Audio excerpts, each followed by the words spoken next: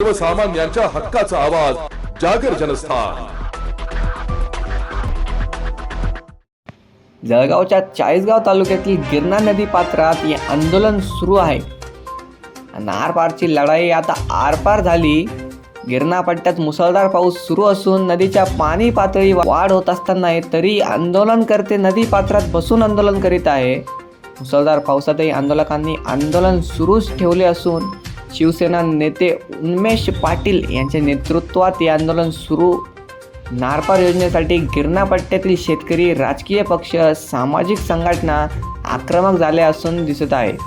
जोपर्यंत नारपार योजनेला प्रशासकीय मान्यता मिळत नाही तोपर्यंत गिरणा नदी पात्रात हे आंदोलन सुरूच राहणार असा पवित्रा आंदोलकांनी घेतला आहे। आंदोलनाच्या ठिकाणी अग्निशमक दलाची तुकडी तसेच राज्य आपत्ती व्यवस्थापन दलाच्या तुकड्या देखील तैनात करण्यात आल्या असून मेहुणबारे पोलीस या आंदोलनावर करडी नजर ठेवून आहे।